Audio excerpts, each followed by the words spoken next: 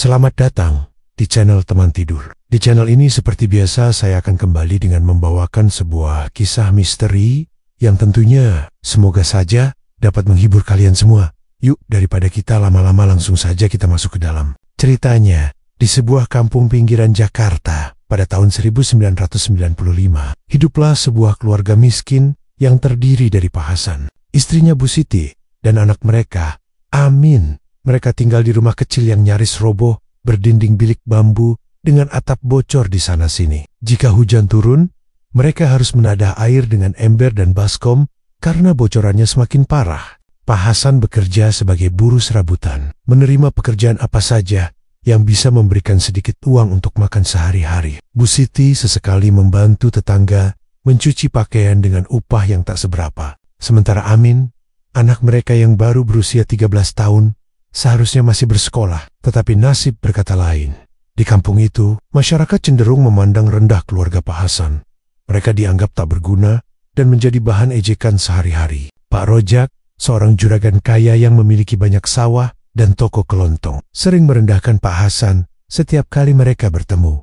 "Hasan, kamu ini hidup atau cuma numpang napas? Kerja kayak orang bener dong, jangan cuma nyusahin orang kampung," ejek Pak Rojak sambil tertawa puas. Warga sekitar yang mendengar ikut tertawa, seolah mendukung hinaan itu. Asih, tetangga yang gemar bergosip juga tak pernah absen menambah luka di hati keluarga Pak Hasan. Kasihan bener ya si Siti, hidup sama laki-laki gak becus cari duit. Lihat deh, badannya makin kurus, kayak orang kurang gizi. Mendengar itu, Bu Siti hanya bisa menunduk, menahan air mata yang nyaris jatuh. Setiap hari, ia harus menghadapi hinaan seperti ini dari para tetangga. Namun, yang paling kejam adalah Bang Dudung, preman kampung yang sering mabuk-mabukan dan suka mencari masalah. Ia pernah dengan sengaja menendang ember air yang dibawa Bu Siti hingga tumpah ke tanah. Siti, kalau nggak bisa hidup enak, mending pergi aja dari kampung ini. Orang kere nggak usah numpang hidup di sini," katanya, sambil tertawa terbahak-bahak. Amin selalu ingin sekolah setinggi mungkin, berharap bisa mengubah nasib keluarganya. Namun, impian itu hancur ketika pihak sekolah memberitahukan bahwa ia dikeluarkan karena orang tuanya tidak bisa membayar SPP selama 3 bulan terakhir. Maaf, Amin, sekolah ini punya peraturan, jika tidak membayar SPP, tidak bisa melanjutkan pelajaran, kata kepala sekolah dengan nada menyesal. Amin pulang dengan hati hancur. Ia melihat teman-temannya tetap bisa bersekolah, sementara ia harus menerima kenyataan pahit ini. Ia ingin marah, tapi kepada siapa? Di rumah, ia melempar tas sekolahnya ke sudut ruangan dan berteriak, "Kenapa kita harus miskin, Pak? Kenapa kita selalu dihina? Kenapa aku nggak bisa sekolah?" Pak Hasan diam, tak mampu menjawab. Ia sadar dirinya gagal sebagai kepala keluarga. Bu Siti menangis diam-diam. Hatinya remuk melihat anaknya harus menanggung nasib seperti ini. Tragedi kebakaran malam itu, langit gelap tanpa bintang. Angin bertiup kencang, membuat suasana semakin mencekam. Pak Hasan dan keluarganya sudah bersiap tidur ketika tiba-tiba tercium bau hangus. Seketika, teriakan dari luar rumah membuat mereka terlonjak. "Kebakaran! Rumah Pak Hasan! Kebakaran!" Pak Hasan buru-buru bangun dan melihat api telah melahap bagian dapur rumah mereka. Dengan panik, ia membangunkan Bu Siti dan Amin. Mereka berusaha menyelamatkan barang-barang, tetapi api terlalu cepat membesar. Warga kampung datang berbondong-bondong, tetapi tak ada satupun yang berusaha membantu memadamkan api. Mereka menonton seolah menanti kehancuran total rumah itu. Pak Rojak berbisik sinis, "Dasar orang miskin, nggak becus hidup, rumah aja nggak bisa dijaga." Mak Esi ikut menyahut, "Jangan-jangan mereka sengaja bakar rumah sendiri, biar bisa ngemis minta bantuan orang." Api terus menjilat rumah mereka, hingga yang tersisa hanya arang dan abu. Pak Hasan terduduk, tangannya gemetar, matanya kosong. Bu Siti menangis terseduh, sementara Amin hanya berdiri kaku, tak bisa berkata-kata. Namun, yang paling menyakitkan bukan kehilangan rumah, melainkan perlakuan warga. Tak ada simpati, tak ada yang menawarkan bantuan. Malah mereka dicemooh, seolah kejadian ini adalah kesalahan mereka sendiri. Dengan suara serak, Pak Hasan berkata, "Kita pergi dari sini. Kita nggak dibutuhkan di kampung ini lagi." Keputusan meninggalkan kampung keesokan paginya, keluarga Pak Hasan mengemasi sedikit barang yang tersisa dan berjalan meninggalkan kampung. Tanah tempat rumah mereka berdiri dijual dengan harga murah, sekadar mendapatkan uang untuk bertahan hidup. Di tempat baru, Amin menggigit bibirnya. Matanya dipenuhi kebencian. Ia menoleh ke belakang, melihat kampung yang telah merampas segalanya dari mereka. Suatu hari nanti, mereka semua akan merasakan sakit yang kita rasakan. Bisiknya lirih. Pak Hasan tak berkata apa-apa. Ia hanya menggenggam kalung tuanya erat-erat. Matanya penuh dengan tekad yang belum pernah ada sebelumnya. Di dalam hatinya, dendam mulai tumbuh. Ia tak akan membiarkan penghinaan ini berakhir begitu saja. Dan tanpa mereka sadari, perjalanan mereka menuju kegelapan baru saja dimulai. Pak Hasan merasa dunia ini tidak adil. Setiap perlakuan buruk yang mereka terima selama bertahun-tahun terus berputar di pikirannya. Wajah-wajah penghinaan dari Pak Rojak, Mak Asih, dan Bang Dudung menghantui setiap langkahnya dengan uang seadanya. Dari penjualan tanah, mereka meninggalkan kampung itu, berjalan tanpa arah. Amin diam sepanjang perjalanan, menggenggam tas kecil berisi sisa pakaian yang bisa mereka selamatkan. Sementara Bu Siti sesekali menghapus air mata, berusaha menerima kenyataan pahit ini. Setelah berjalan cukup jauh, mereka tiba di sebuah desa terpencil. Malam mulai turun, dan tubuh mereka kelelahan. Di tepi hutan, mereka melihat sebuah rumah tua dengan lampu minyak menyala di berandanya. Seorang pria tua berjanggut putih duduk di sana, menatap mereka dengan tatapan tajam. "Silakan masuk. Kalian pasti butuh tempat beristirahat," kata pria itu dengan suara serak. Pak Hasan ragu sejenak, tetapi kelelahan membuatnya tak punya pilihan. Mereka masuk ke rumah itu, duduk di lantai beralaskan tikar lusuh. Pria itu memperkenalkan dirinya sebagai Mbah Joyo, seorang tabib sekaligus dukun yang dikenal sakti. "Aku tahu kalian datang dengan luka di hati," kata Mbah Joyo sambil mengaduk. "Ramuan dalam kendi, tanah liat. Jika kau ingin kaya dan membalas dendam, ada cara yang bisa kutunjukkan." Pak Hasan menatapnya dengan mata berbinar. Harapan dan dendam bercampur menjadi satu. Namun, Bu Siti dan Amin merasakan hawa yang aneh. Mereka tahu ada harga yang harus dibayar. Malam itu, bulan sabit menggantung di langit. Sinarnya redup tertutup kabut tebal. Pak Hasan berjalan mengikuti Mbah Joyo yang membawa obor kecil sebagai satu-satunya penerang. Di belakang, Bu Siti dan Amin menatap penuh cemas, tetapi tidak berani menghentikan langkah Pak Hasan. Hutan itu begitu lebat dan menyeramkan. Pepohonan tinggi menjulang, seolah ingin menelan siapa saja yang masuk ke dalamnya. Angin malam berhembus membawa bisikan-bisikan halus, seperti suara orang berbisik, meski tidak ada siapapun di sana. Setelah berjalan cukup jauh, mereka tiba di sebuah tanah lapang di tengah hutan. Di tempat itu, sudah tersedia sesajen berupa kemenyan yang mengepul, bunga 7 rupa yang tersebar di tanah, dan seekor ayam hitam yang kakinya terikat. Mbah Joyo menancapkan obornya ke tanah, lalu memandang Pak Hasan dengan tatapan tajam. Duduk di tengah lingkaran ini, perintahnya menunjuk pola aneh yang digambar di tanah. Pak Hasan, meski tubuhnya bergetar, mengikuti perintah itu. Bu Siti mencengkeram tangan Amin dengan kuat. Matanya berkaca-kaca melihat suaminya terlibat dalam sesuatu yang ia sendiri tidak pahami. Mbah Joyo mulai merapal mantra dengan bahasa yang tidak dimengerti. Udara sekitar mereka tiba-tiba menjadi berat, seolah ada sesuatu yang mengawasi mereka dari kegelapan hutan. Suara burung hantu terdengar, diikuti lolongan serigala dari kejauhan. Tiba-tiba, Mbah Joyo mengeluarkan pisau kecil dan menyembelih ayam hitam di depannya. Darah ayam itu ditampung dalam mangkuk tanah liat, lalu diaduk dengan cairan berwarna kehitaman yang Pak Hasan tidak tahu asalnya. "Sekarang, kau harus berjanji." Suara Mbah Joyo terdengar lebih berat, seolah berasal dari banyak mulut sekaligus. "Nyawa seseorang harus kau serahkan sebagai tumbal. Jika tidak, kau sendiri yang akan diambil." Pak Hasan menelan ludah. Keringat dingin mengalir di pelipisnya. Tetapi bayangan akan hidup miskin dan penghinaan yang ia terima selama ini membulatkan tekadnya. Dengan suara gemetar, ia berkata, "Aku bersedia." Tiba-tiba, angin bertiup kencang, pepohonan bergoyang liar, dan suara tawa kecil terdengar dari kegelapan hutan. Pak Hasan merasakan sesuatu masuk ke dalam tubuhnya dingin, pekat, dan menakutkan. Mbah Joyo tersenyum puas. Ia mengambil sebuah kalung hitam dari dalam kantong kain lusuhnya dan menggantungkannya di leher Pak Hasan. "Mulai sekarang, kau bukan lagi orang miskin. Kau akan mendapatkan semua yang kau inginkan. Tetapi ingatlah, jika kau melanggar perjanjian ini, akibatnya akan sangat mengerikan." Setelah ritual selesai, Mbah Joyo menyerahkan sebuah kantong berisi uang kepada Pak Hasan. "Gunakan ini untuk memulai hidup baru di Jakarta," katanya. "Dan jangan lupakan perjanjian kita." Pak Hasan menerima kantong itu dengan tangan gemetar. Bu Siti dan Amin hanya bisa melihat dengan ngeri. Mereka tahu kehidupan mereka tidak akan pernah sama lagi. Tanpa menoleh ke belakang, mereka meninggalkan tempat itu sebelum fajar tiba. Namun, di dalam kegelapan hutan, makhluk-makhluk tak kasat mata mengawasi mereka, menunggu saat yang tepat untuk menagih janji yang telah diucapkan.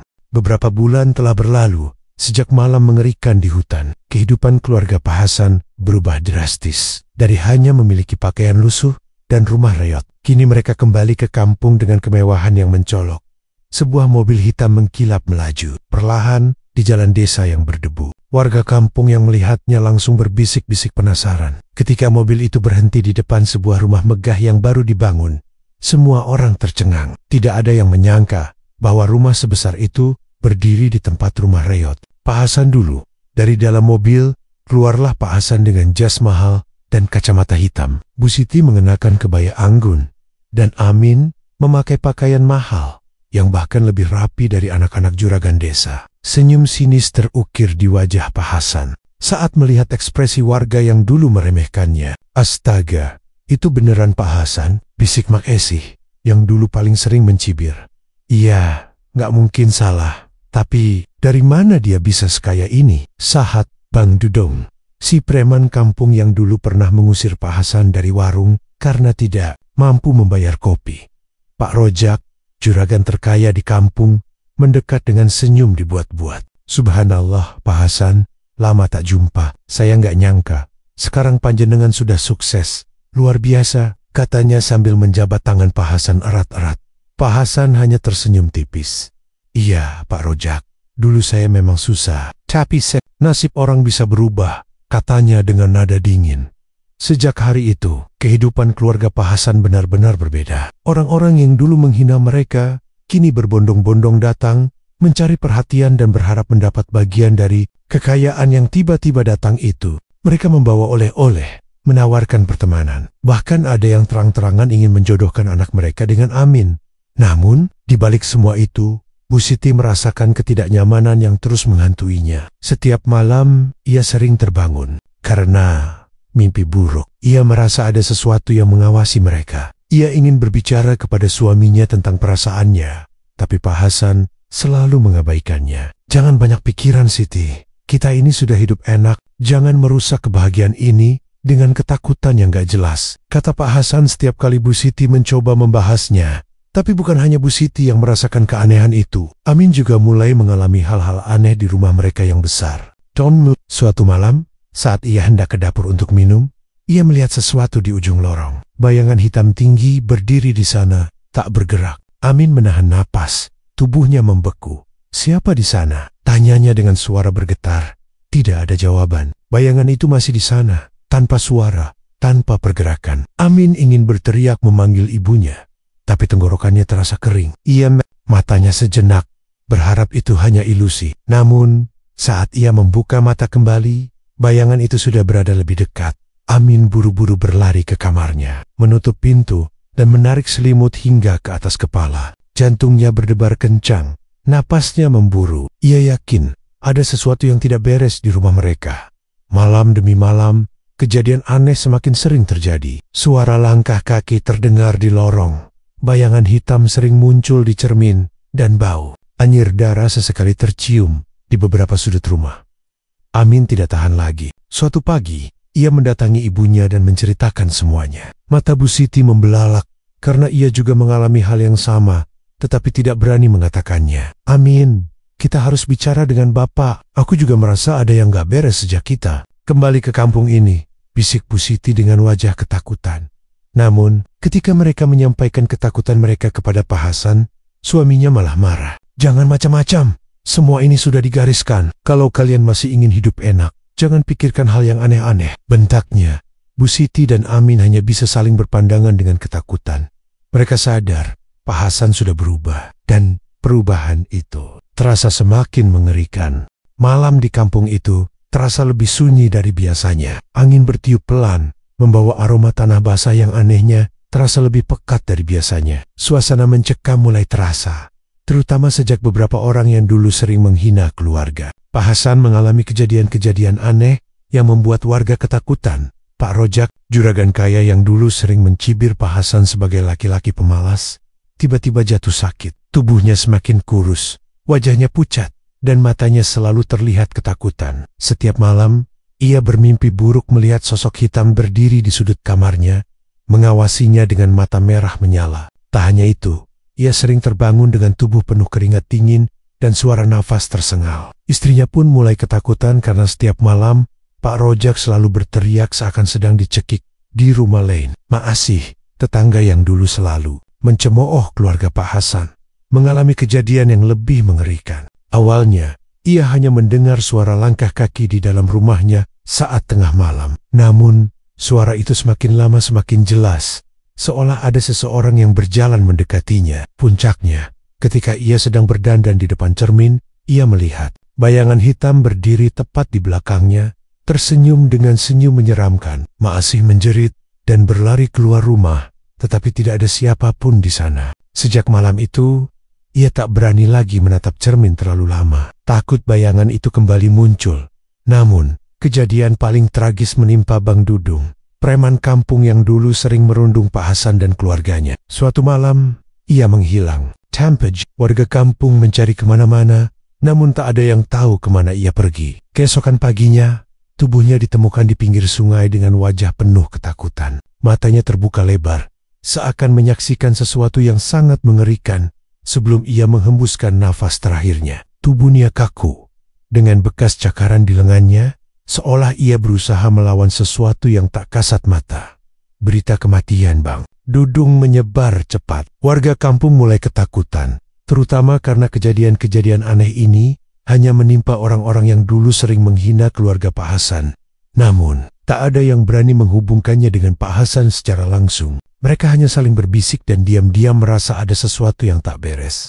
Sementara itu, di rumah megah barunya, Pak Hasan hanya tersenyum tipis saat mendengar kabar tentang musibah yang menimpa orang-orang yang dulu pernah merendahkannya. Di dalam hatinya, ia merasa puas. Namun, di sisi lain, ada perasaan yang mulai mengusik pikirannya. Apakah semua ini benar-benar hanya kebetulan? Ataukah ada kekuatan lain yang kini bekerja untuknya? Bu Siti, yang sejak awal merasa ragu dengan perubahan drastis dalam hidup mereka, mulai merasa gelisah. Ia melihat perubahan dalam diri suaminya. Pak Hasan bukan lagi lelaki yang dulu dikenalnya. Ia semakin pendiam, sering melamun di malam hari, dan tatapannya semakin kosong. Bahkan, Amin, putra mereka, pernah melihat ayahnya berbicara sendiri di dalam kamar dengan suara yang bukan suaranya sendiri. "Pak, kita harus hati-hati. Ini semua terasa aneh," bisik Bu Siti suatu malam, saat mereka berdua duduk di ruang tamu. Pak Hasan hanya menoleh sebentar, lalu kembali menatap kosong keluar jendela. "Kamu takut? Bukankah dulu mereka yang menghina kita?" Ini adalah balasan yang setimpal. Bu Siti menggigit bibirnya. Ada sesuatu yang mengerikan dalam nada suara suaminya. Ia ingin mengatakan sesuatu lagi, namun sesuatu di dalam dirinya mengatakan bahwa ia harus berhati-hati. Ada sesuatu yang berubah dalam diri Pak Hasan, sesuatu yang tak lagi bisa ia pahami.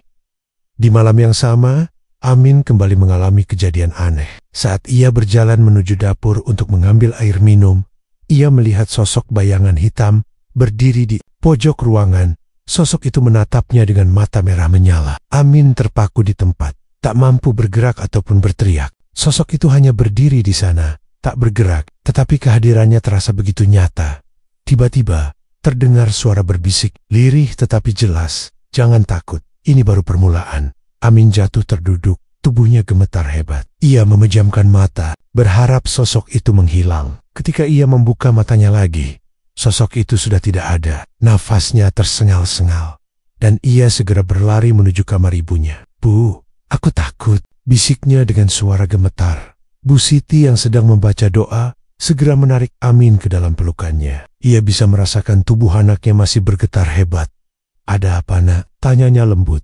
Amin tak bisa menjelaskan dengan jelas, hanya menggelengkan kepala dan semakin mendekap ibunya. Bu Siti merasakan sesuatu yang dingin menjalar di hatinya. Ia tahu, sesuatu yang buruk sedang terjadi di rumah ini, di luar rumah mereka. Angin berhembus kencang, membawa bisikan-bisikan yang tak terdengar oleh telinga manusia biasa. Malam itu, kampung yang dulu selalu ramai dengan suara orang mengobrol dan bercanda, kini sunyi mencekam. Setiap orang mengunci pintu dan jendela, takut akan sesuatu yang mungkin datang mengetuk di tengah malam.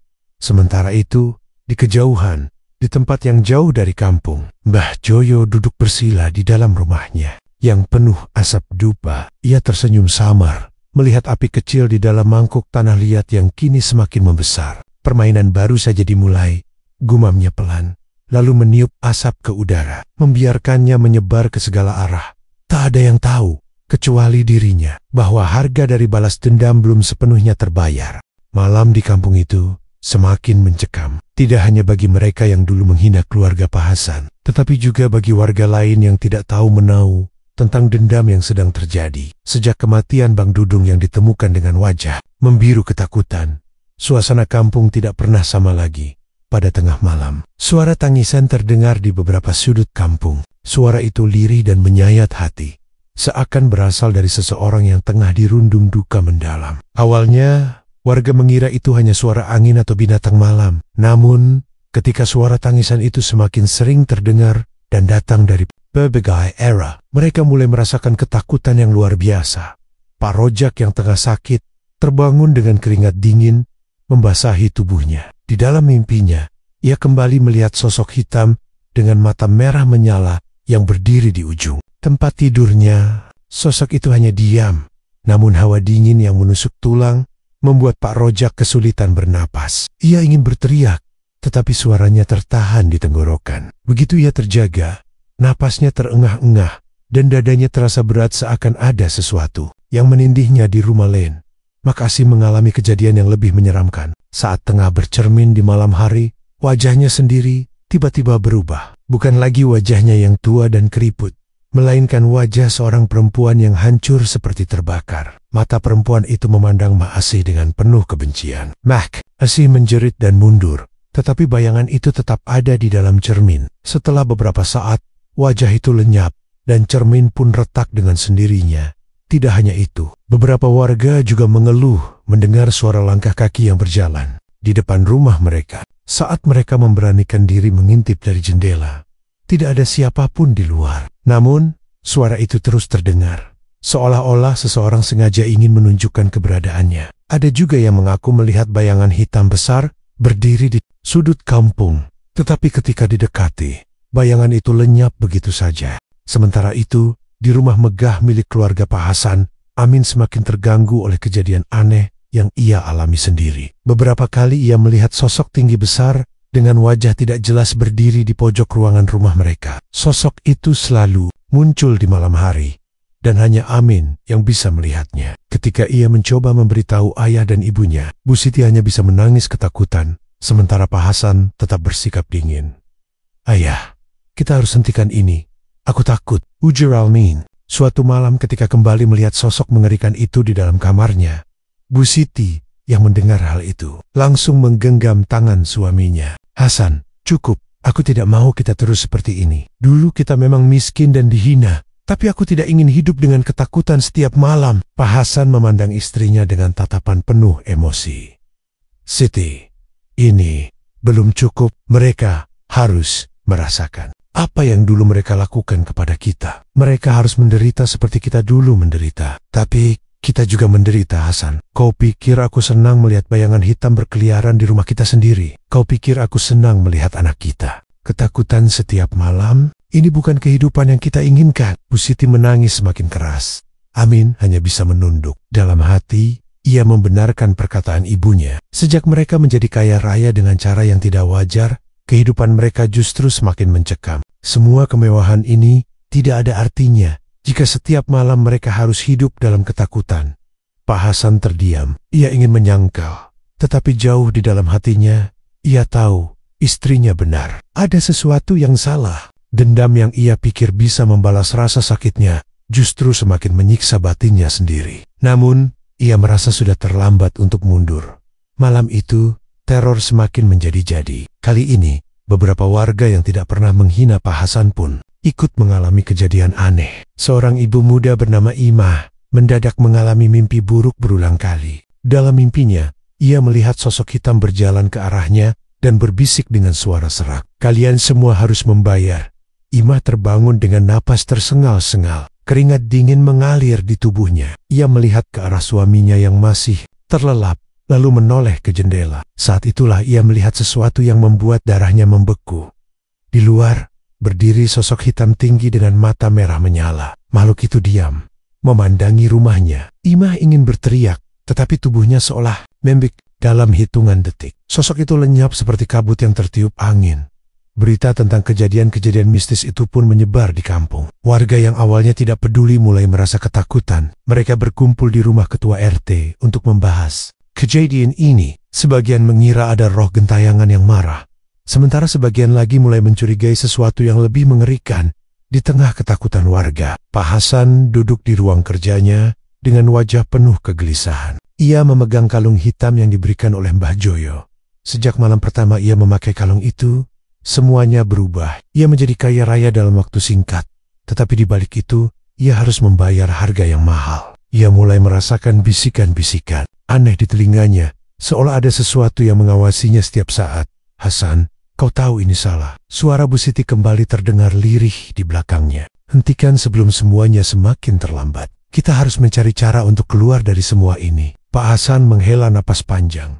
Ia tahu istrinya benar, tetapi bagaimana caranya menghentikan sesuatu yang sudah ia mulai? Malam itu, teror di kampung semakin mencekam. Suara tangisan semakin keras, suara langkah kaki semakin sering terdengar, dan bayangan hitam mulai muncul di setiap sudut. Warga kampung tidak lagi bisa tidur dengan tenang.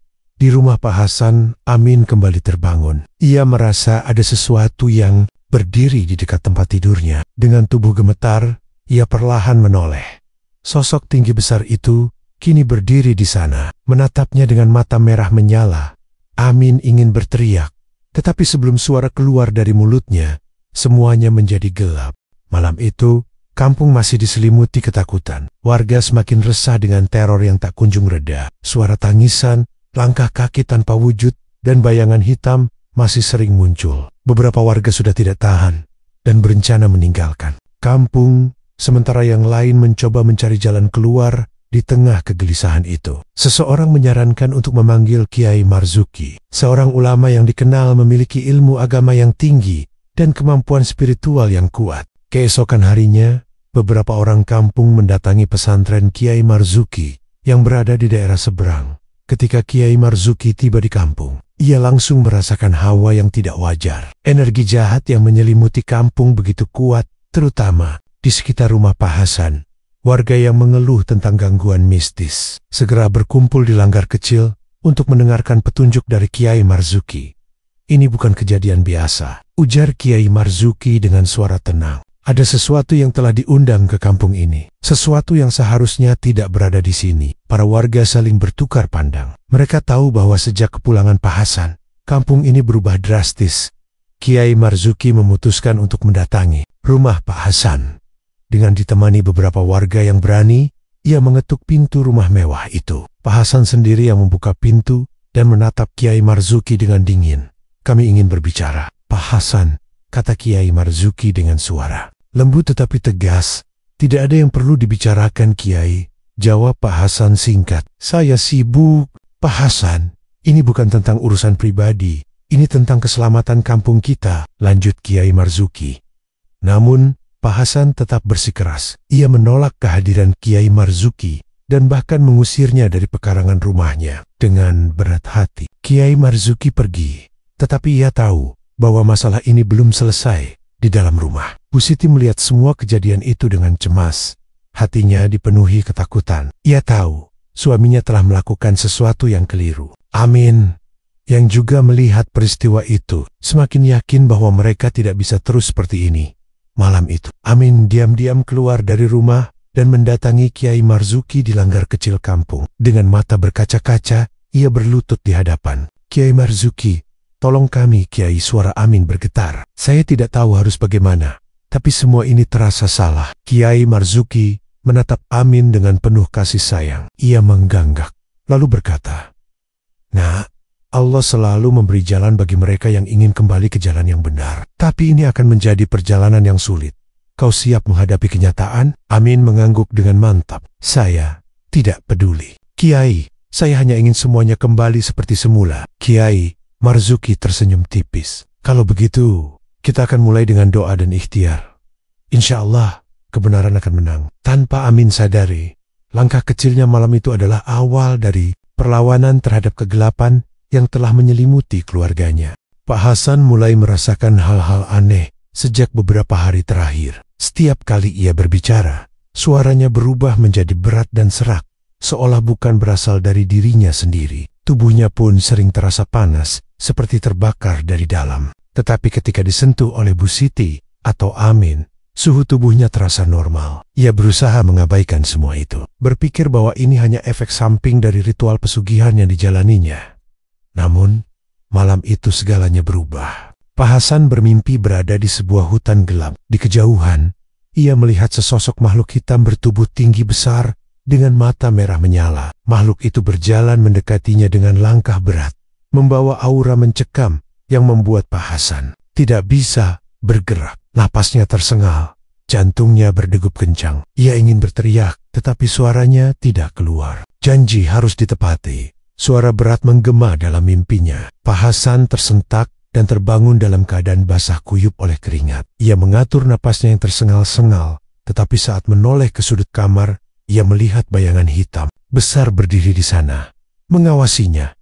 Tiba-tiba, bayangan itu bergerak dengan kecepatan luar biasa dan melompat ke arahnya. Pak Hasan merasakan sesuatu yang kasar dan dingin mencengkeram lehernya. Ia mencoba berteriak, tetapi suara seraknya semakin tidak bisa dikeluarkan. Perlahan, napasnya semakin sesak, penglihatannya mulai menggelap. Dalam kepanikan, tangannya meraba-raba sesuatu di atas meja, dan ia menemukan tasbih yang pernah diberikan oleh seorang kiai yang pernah ia temui dulu. Dengan sisa tenaga, ia menggenggam tasbih itu erat-erat.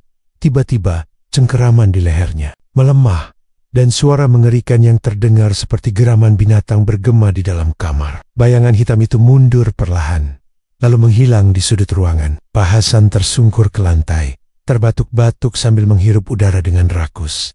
Bu Siti dan Amin yang tidur di kamar sebelah mendengar suara gaduh dan segera berlari masuk. Melihat Pak Hasan terjatuh di lantai dengan wajah ketakutan, mereka langsung panik. "Pak, kenapa?" seru Bu Siti sambil membantu suaminya duduk. Pak Hasan tidak bisa langsung menjawab. Napasnya masih terengah-engah dan tubuhnya gemetar hebat. Dengan suara lemah, ia hanya bisa berkata, "Aku hampir mati mereka. Mereka datang menagih janji." Amin, yang sejak awal sudah merasakan ada yang tidak beres dengan kekayaan ayahnya, semakin yakin bahwa semua ini adalah hukuman dari pesugihan yang mereka lakukan. Tanpa berpikir panjang, ia berlari keluar rumah menuju masjid, mencari Kiai Marzuki. Rumah Kiai Marzuki. Amin mengetuk pintu dengan panik. Tak butuh waktu lama, seorang santri membukakan pintu dan membawanya ke dalam. Kiai Marzuki yang sedang berzikir di ruang tamu, menatap Amin dengan pandangan penuh ketenangan. "Ada apa?" "Nah Amin," tanyanya lembut. Amin yang kehabisan napas berusaha mengatur dirinya sebelum akhirnya berkata, "Tolong, Kiai, ayah saya, ia hampir dicekik makhluk gaib tadi malam. Ini semua karena pesugihan yang dilakukan ayah." Kiai Marzuki menghela napas panjang. Ia sudah menduga bahwa semua kejadian aneh di kampung ini berkaitan dengan sesuatu yang jahat. Kini, semuanya semakin jelas. "Insya Allah, kita akan berusaha menolong ayahmu, Na Amin. Tapi ingat, ini semua tidak akan mudah selama ayahmu belum benar-benar bertobat. Makhluk itu tidak akan berhenti menagih janjinya." Amin mengangguk dengan mata berkaca-kaca. Ia tidak peduli seberapa sulitnya. Yang penting, ayahnya bisa selamat dari hukuman pesugihan. Kini, satu-satunya harapan mereka adalah kiamat. Malam itu, kampung masih diliputi ketakutan. Warga yang sebelumnya meremehkan kejadian aneh, kini berkumpul di masjid kecil di ujung kampung, berharap Kiai Marzuki bisa menyelesaikan teror yang semakin menjadi-jadi. Pak Hasan masih terbaring lemah. Di rumahnya, wajahnya pucat dan tubuhnya lemas seolah energi kehidupannya terkuras. Bu Siti dan Amin duduk di sampingnya dengan wajah cemas. Kiai Marzuki akhirnya mengumumkan bahwa malam ini mereka harus melakukan ritual pembersihan kampung. Kita tidak bisa membiarkan makhluk-makhluk ini semakin berkuasa. Dengan izin Allah, kita akan mengusirnya malam ini juga, ujarnya dengan tegas. Para warga yang masih memiliki keberanian berkumpul di halaman masjid, membawa obor sebagai penerangan. Kiai Marzuki mulai memimpin doa, diikuti oleh beberapa santri yang datang membantunya. Bacaan ayat suci menggema di seluruh kampung, menciptakan suasana yang semakin mencekam. Saat doa semakin khusyuk, angin berhembus kencang, membuat api obor berkedip-kedip, hampir padam. Tiba-tiba, terdengar suara geraman dalam kegelapan, seperti suara hewan buas yang mengintai mangsanya. Warga mulai berbisik ketakutan.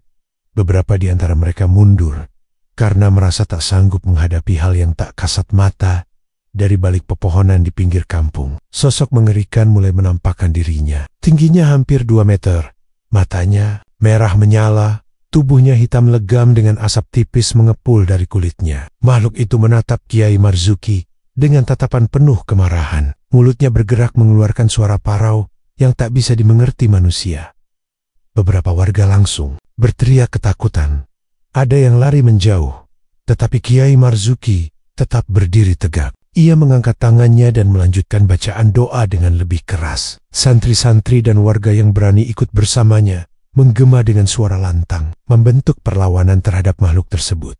Makhluk itu semakin gelisah, tubuhnya bergetar, dan mengeluarkan jeritan nyaring. Ia mencoba menyerang, tetapi seolah terbakar oleh kekuatan doa yang terus bergema. Dengan geraman penuh kebencian, makhluk itu berbalik, melesat ke arah rumah Pak Hasan. Amin yang melihatnya langsung berteriak, "Pak, Ibu, hati-hati!" Di rumah, Pak Hasan yang setengah sadar, tiba-tiba merasakan sesuatu menindih dadanya. Matanya terbuka lebar melihat bayangan besar hitam yang tampak mengincarnya. Ia mencoba berteriak, tetapi suaranya tertahan di tenggorokan. Bu Siti menangis ketakutan, sementara Amin mencoba membacakan doa-doa yang diajarkan Kiai Marzuki. Saat itulah, Kiai Marzuki dan para santri tiba di rumah Pak Hasan. "Pergi kau dari sini!" seru Kiai Marzuki sambil membaca doa-doa yang lebih kuat. Makhluk itu berteriak, tubuhnya semakin mengecil, dan akhirnya menghilang dalam asap hitam yang lenyap ditiup angin. Hening seketika menyelimuti rumah Pak Hasan. Hanya suara tangis Bu Siti yang terdengar. Pak Hasan yang tersadar dari penderitaannya mulai menangis. Ia sadar bahwa balas dendamnya telah membawa petaka yang lebih besar. Bukan hanya bagi orang yang dulu menyakitinya, tetapi juga bagi dirinya dan keluarganya. Dengan suara bergetar, ia memohon ampun. "Saya salah Kiai, saya sudah tersesat." Kiai Marzuki menepuk bahu Pak Hasan dengan lembut. Allah selalu membuka pintu taubat bagi hambanya yang benar-benar ingin kembali. Tinggalkan semua ini, kembalilah ke jalan yang benar.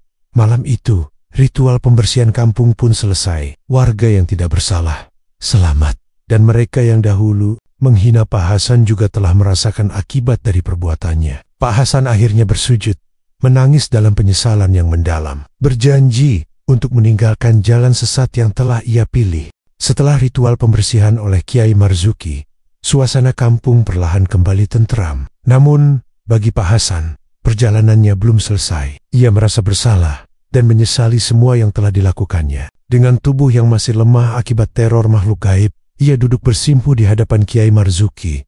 "Saya salah Kiai, saya telah membiarkan amarah menguasai diri saya hingga melakukan perbuatan yang melanggar ajaran agama," kata Pak Hasan. Dengan suara bergetar, Kiai Marzuki tersenyum bijak. Setiap manusia bisa melakukan kesalahan.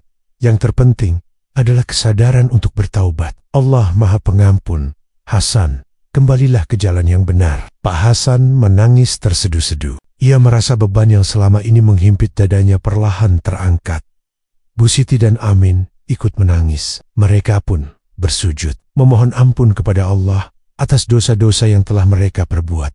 Permintaan maaf kepada warga setelah hatinya mantap. Untuk bertaubat, Pak Hasan berkeliling kampung untuk meminta maaf kepada warga, terutama kepada mereka yang telah menjadi korban dari amarah dan pesugihannya. Ia mendatangi rumah Pak Rojak yang masih terbaring lemah karena sakit aneh yang dideritanya. "Pak Rojak, saya datang untuk meminta maaf. Saya telah membiarkan dendam membutakan hati saya," ujar Pak Hasan dengan tulus. Pak Rojak menatapnya dengan mata berkaca-kaca. "Saya juga salah Hasan. saya telah menghina dan merendahkan keluargamu. Saya tidak pernah menyangka semuanya akan berujung seperti ini. Mereka berdua akhirnya berpelukan. Kesalahpahaman dan kebencian yang selama ini menyelimuti hati mereka akhirnya luruh. Begitu pula dengan Mak Esih, yang selama ini selalu nyinyir terhadap keluarga Pak Hasan. Ia juga meminta maaf atas ucapannya yang menyakiti mereka. Meninggalkan harta pesugihan dengan bimbingan Kiai Marzuki, Pak Hasan memutuskan untuk meninggalkan semua harta hasil pesugihan. Ia menyerahkan rumah mewah dan mobilnya kepada lembaga keagamaan untuk digunakan demi kepentingan umat. Ia sadar bahwa harta yang diperoleh dari jalan yang salah tidak akan pernah membawa kebahagiaan sejati. Lebih baik hidup sederhana tapi tenang daripada bergelimang harta tapi selalu dihantui ketakutan, ujar Pak Hasan kepada Bu Siti dan Amin. Bu Siti mengangguk setuju. Aku tidak pernah menginginkan harta dari pesugihan. Aku hanya ingin kita hidup bahagia sebagai keluarga yang utuh dan damai. Amin pun turut bahagia melihat perubahan dalam diri ayahnya. Ia tidak lagi merasa dihantui rasa takut setiap malam. Kini, keluarganya bisa menjalani kehidupan baru tanpa bayang-bayang makhluk gaib yang selama ini mengintai mereka. Memulai hidup baru Pak Hasan sekeluarga akhirnya memutuskan untuk meninggalkan kampung tersebut. Bukan karena takut atau malu, tetapi karena mereka ingin benar-benar memulai hidup baru di tempat lain. Mereka pindah ke sebuah desa kecil di mana mereka bisa memulai semuanya dari nol dengan Kilian, Pak Hasan dalam bertani dan berdagang kecil-kecilan. Mereka perlahan membangun kehidupan baru yang lebih baik. Bu Siti pun mulai membantu dengan menjahit pakaian untuk warga sekitar. Sementara Amin kembali melanjutkan sekolahnya. Setiap hari, mereka rajin beribadah dan selalu mengingat pesan Kiai Marzuki bahwa hidup harus dijalani dengan keikhlasan dan kesabaran. Mereka belajar untuk tidak menyimpan dendam dan menerima setiap ujian hidup dengan lapang dada. Pelajaran berharga bagi warga kampung. Setelah kepergian keluarga Pak Hasan, kampung itu kembali tentram. Warga yang masih tinggal di sana mengambil pelajaran dari kejadian ini. Mereka sadar bahwa menghina dan merendahkan orang lain hanya akan membawa keburukan. Pak Rojak kini lebih dermawan dan tidak lagi memandang rendah orang miskin. Mak Esih berhenti bergosip dan lebih banyak menghabiskan waktu di pengajian. Warga kampung pun lebih saling menghormati dan tidak lagi menghakimi orang berdasarkan status sosial mereka. Kisah keluarga Pak Hasan menjadi pelajaran berharga bagi semua orang bahwa dendam hanya akan membawa kehancuran dan harta yang diperoleh dengan cara yang salah tidak akan pernah membawa kebahagiaan. Hanya dengan ketulusan hati dan kebaikanlah seseorang bisa meraih kehidupan yang damai dan penuh berkah.